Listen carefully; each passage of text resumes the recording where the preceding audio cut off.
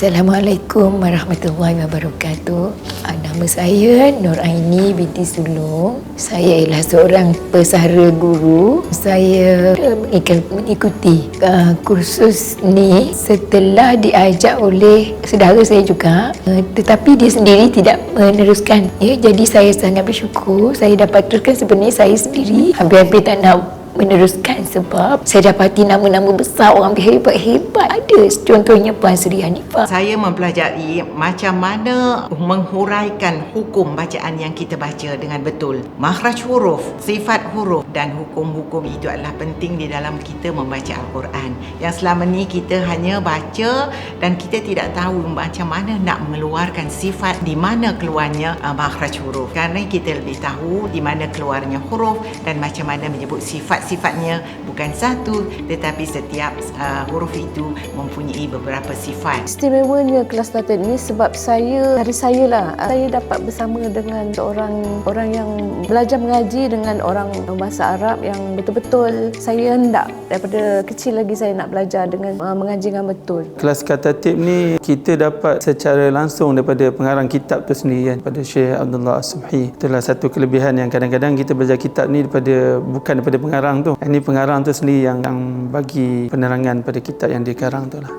Saya pernah tinggal di Johor Bahru, saya pernah tinggal di KLIA. Saya tak ada lagi pernah ada kelas yang dengan siap dengan dia punya buku yang disediakan, yang semua dihadam daripada buku tu, ilmu tu untuk kita dapatlah kan. Selama ni semua basic sikit-sikit lah sebab saya akan pergi sikit situ. Tak banyak yang dapat, yang tak lengkap ni saya rasa dengan disediakan buku tu, alhamdulillah lah kita lengkap lah kita punya ilmu. Untuk pengalaman kelas ni memang kita tidak sama macam zaman-zaman sebelum kebiasaan kita dah masuk kepada endemik ni. Jadi kita dah terbiasa dengan online, kita berhadapan dengan kawan-kawan yang jauh, ada yang duduk kat Singapura, ada duduk yang negeri tu negeri ni. Jadi kita berjumpa dengan Syekh tu secara online dan alhamdulillah bezanya dengan kelas yang lain tu kita nampak Syekh hanya untuk mengajar sahaja, tetapi tidak. Dalam Katatib ni kita buat umpama keluarga. Saya memang sangat-sangat respect dengan kawan-kawan kita, memang fokus dia untuk belajar sampai mati dan sampai cita-citanya. Jadi pada saya orang muda ni amat-amat takjub lah pada sahabat-sahabat kita kan. Jadi kelebihan Syekh ni dia meneliti kita faham ke tidak, ada soalan. Tak sama dengan kita belajar hanya dengar sahaja, tetapi kita face to face. Ada soalan boleh tanya, tak faham pun boleh tanya, insya-Allah. Buku ini adalah hasil setelah beliau membuat penyelidikan yang amat meluas dengan merujuk kepada berbagai-bagai kitab. Kelas pengajian tu ada format dia amat menarik, di mana kita akan mendengar, kita akan dimulakan dengan membaca doa, kemudian kita dengar bacaan dari Syekh sendiri, kemudian ada tausiat daripada Syekh setiap minggu dan kemudian barulah dimulakan dengan bab-bab yang hendak kita pelajari. Pengalaman saya di kursus Katatib ini adalah saya menjadi lebih dekat pada Al-Quran. Saya lebih suka membaca Al-Quran dan membelajar ilmu-ilmu Al-Quran. Dan saya juga mengikuti kelas Al-Quran yang lain di Nasrul Quran ni, seperti kursus Tadabbur dan Tazakur Al-Quran. Jadi dengan belajar tajwid ni, setiap kali Syekh Abdullah mengajar, kita dapat pengalaman baru dan ilmu baru. Sebab apa saya kata dari segi buku? Sebabnya buku dia tu colourful. Kalau tanya dengan saya, colourful. Sebab kebiasaannya sebelum-sebelum ni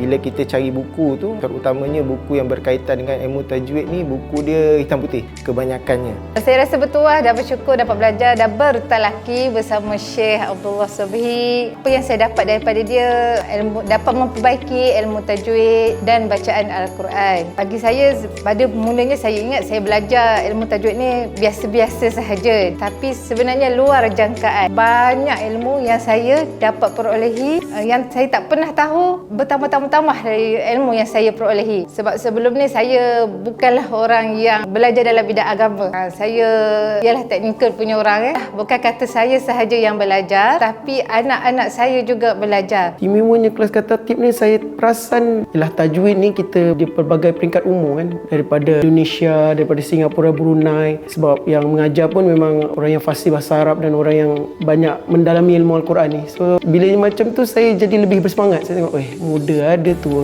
ada, pertengahan, pelbagai peringkat umur, pelbagai jenis pekerjaan. Nampak kat situ istimewa lah, betapa orang lebih semangat. So saya pun jadi lebih semangat. Apabila kita belajar daripada pengarang kitab sendiri, maka cara syarahan ataupun cara dia menghuraikan setiap perkara itu dengan lebih jelas dan tepat apa yang dikehendaki dalam kitab itu. Maka itulah keistimewaannya. Syekh selalu berkata, setiap pelajar kena mengajar kepada orang lain, sekurang-kurangnya 10 orang. Untuk kita mencari ilmu perlu berkorban, bersusah payah, berpendam lelah, menghabiskan masa kita, wang ringgit kita demi Quran. Sungguhnya Quran itu ialah bahagian daripada kehidupan kita.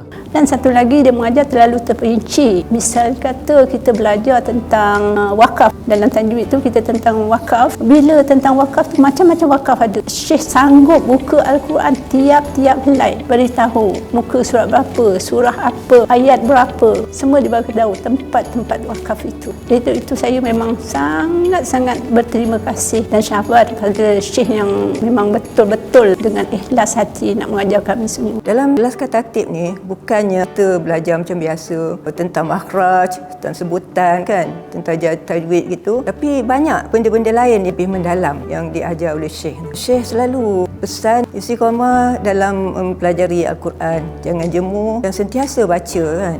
Kitab katatib itu terlalu detail kandungannya, dan apabila dapat pula pengarang yang memberi keterangannya, jadi memang bagus untuk setiap orang mengikuti kursus katatib, sama ada yang jauh dan juga yang dekat. Pesanan Syekh Abdullah yang paling saya ingat ni, dia kata kita belajar ni dengan ikhlas hati, ingin mendalami ilmu Al-Quran dan boleh mengajarkan lagi untuk orang ramai, bukan untuk diri kita sendiri saja. Kita boleh membawa anak cucu kita untuk meminati Al-Quran. Sentiasa ingatkan kita supaya setiap kali apa yang kita lakukan, sama ada di bidang agama atau ibadah yang lain, sentiasalah ingat niatkan kerana Allah, lillahi ta'ala. Kata, bayangkanlah kalau satu hari nanti kita bangun tapi Al-Quran tu dah tak ada depan mata kita, dah hilang. Macam seolah-olah kita hilang tempat rujukan kita untuk refer masalah kita dengan ujian-ujian kehidupan kita dah tak ada tempat untuk dirujuk lagi. Ingat apa yang Syekh cakap, dia kata kalau kita dah tahu kita pandai belajar mengaji tu bukan bermakna kita pandai, tapi itu adalah kurniaan daripada Allah. Syekh selalu pesan, ajarlah walaupun satu huruf, satu ayat. Itulah yang saya paling ingat. So apa yang saya dapat, saya akan sampaikan walaupun benda tu bagi saya orang lain tahu, tak apa, saya sampaikan juga. Itulah. Lagi ada nyawa, kata dia, belajar. Sampai bila Syekh, berapa lama tempoh ni, lagi ada nyawa, kata dia. Jadi itulah yang saya pegang. Kami selalu ingat, sebab Syekh selalu menyatakan kita bila kita mendalami ilmu Quran, mendekati Al-Quran, kita menjadi Ahlul Quran. Ahlul Quran ini secara tak langsung menjadi Ahlullah, yang jadi Allah suka dan Allah sayang. Dan juga Al-Quran ni bila kita mendalami menjadi satu syafaat kepada kita esok, semua kita di alam barzakh dan juga di mahsyar. Tausiah daripada Syekh Abdullah yang paling saya ingati adalah dia selalu memesan supaya apa saja ilmu yang kita dapat, kita kena sampaikan walaupun satu ayat. Yang paling saya ingat, Tuan Syekh sentiasa berpesan, dapat ilmu dari dia, sebarkan pada orang lain. Bertepatan dengan hadis Rasulullah, balighu anni walau ayat. Sampaikanlah apa saja yang dapat daripada aku, walaupun satu ayat. Jadi itu saya peganglah apa yang Tuan Syekh bagi, saya akan sebarkan pada anak murid saya yang saya mengajar sekarang. Saya sukalah belajar di sini sebab dapat belajar dengan seorang Syekh. Sebenarnya sebelumnya tak ada pun guru orang Arab yang mengajarkan. Jadi saya rasa bertuah lah dekat sini. Inilah peluang saya untuk belajar dengan seorang guru yang berbahasa Arab tapi boleh cakap Melayu. Yang saya dapat sini adalah daripada memperbaiki bacaan Al-Quran saya. Kalau dulu saya nak mengajar tu macam takut-takut sebab kita tak tahu cara yang sebenarnya macam mana kan. Jadi ini bila kita nak sampaikan pada anak-anak didik, mudah sebab kita tahu oh ni betul, ni tak betul. Jadi kita yakin dengan apa yang kita buat sebab itu benda-benda yang kita dah belajar. Dan kalau masa kata kita lupa, kita boleh refer balik kan? Saya dapat mendalami ilmu tajwid itu sendiri kerana dalam masa yang sama saya berpeluang menyampaikan juga ilmu tersebut kepada mu'alaf contohnya yang baru nak belajar Al-Quran dan sebagainya. Jadi sedikit sebanyak membantu saya untuk mendalami ilmu itu sendiri, memahirkan diri dan terus seterusnya menyampaikan kepada orang lain yang memerlukannya lah. Allah beri peluang dalam usia begini seperti yang saya sebut tadi, masih dikurniakan peluang berkenal dengan Al-Quran. Allah hadirkan seorang guru yang amat berkesan,